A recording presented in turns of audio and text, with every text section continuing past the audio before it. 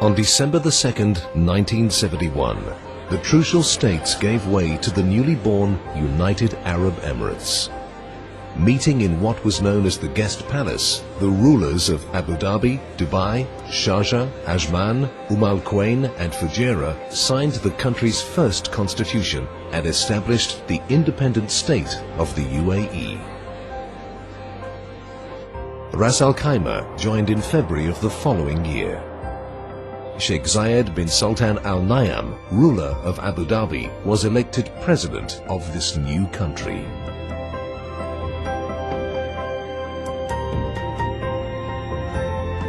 Sheikh Rashid bin Saeed Al Maktoum, ruler of Dubai, was appointed as the UAE's first vice president and prime minister. Together, the dignitaries and guests gathered under the world's newest national flag. Today, Union House stands as a reminder of this successful federation, with a much larger national flag now flying over this historic landmark. Looking back, it's amazing how far the United Arab Emirates have progressed in such a short space of time. It began with pearls. The pearl industry was a major source of income for communities on the Arabian Peninsula. Tribesmen would migrate to the coast during the pearling season to work on the fleets putting to sea. The pearling dhows would spend many weeks and even months gathering oysters from the seabed. The industry collapsed in 1930 due to the popularity of artificially cultured pearls. Coastal communities dependent on fishing and pearling had to find new sources of income. It was shortly after this that the first air links to the region were established. Sharjah became a vital stopover in 1932 for aircraft en route from Great Britain to India and on to Australia. Passengers would stay overnight in the Al Mahata fort before departing the next morning. The airstrip's fort was practical, necessary to protect against occasional raids by Bedouin from the interior. Today, the site is an aviation museum, displaying aircraft that served the region. And Sharjah has grown from its humble beginnings into a major city.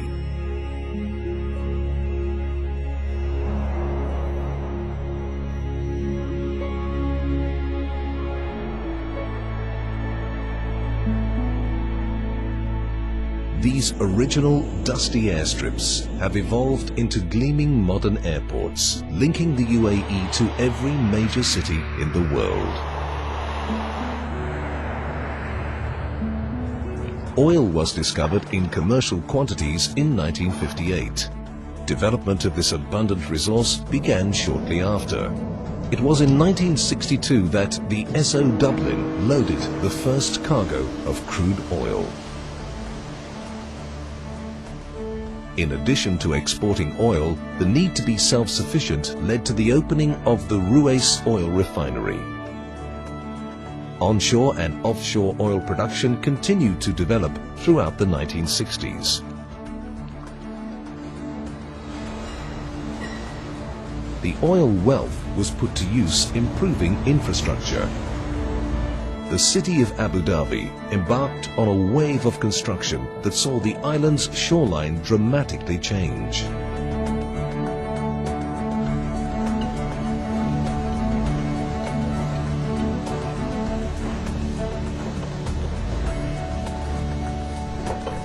The city's oldest building, Al Hosn, or the White Fort, erected in 1798, was the most prominent landmark in the city.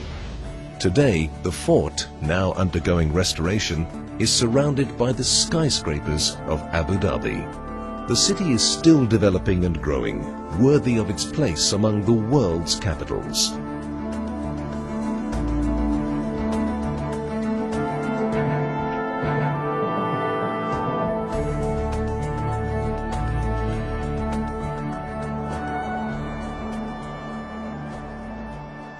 With pearls now no longer able to supply vital income, the resilient city of Dubai turned to trade to restore its fortunes. It became a base for commerce throughout the Gulf region.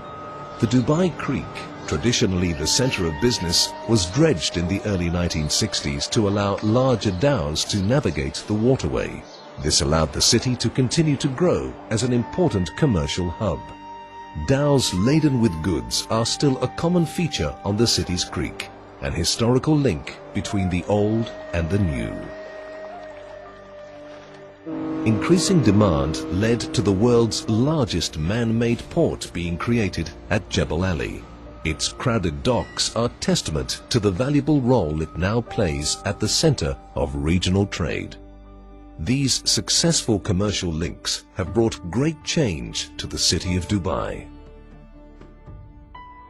Once crowded, narrow alleyways barely wide enough to accommodate donkeys and camels have evolved into wide highways and metro systems. These, in turn, weave through record-breaking skyscrapers and developments that are the icons of the city.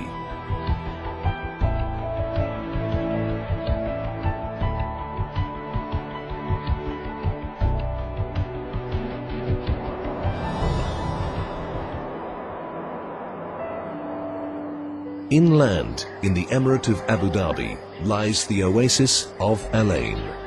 Prior to 1971, the city was a base for the Trucial Omani Scouts, who would set out on camel to police the area. They were based at Al Jahili Fort, erected in 1898 by Sheikh Zayed I and used as his summer palace. Surrounding the fort, the houses of Al Ain were made from mud brick or palm fronds. Today, Al Jahili Fort stands restored and is a popular tourist attraction.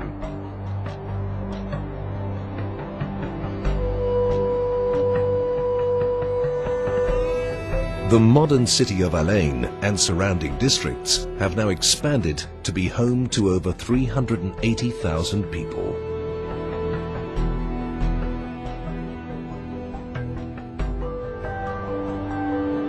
Throughout the country, constant reminders of these links with the past can be found sitting side by side with modern wonders.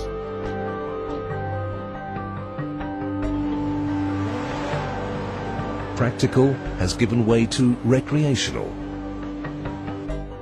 Forts stand restored as museums. Construction methods have changed. Some things, however, remain the same. The people of the UAE still remember and honor their past as they move into the future. A reminder of how much has been achieved in such a short space of time.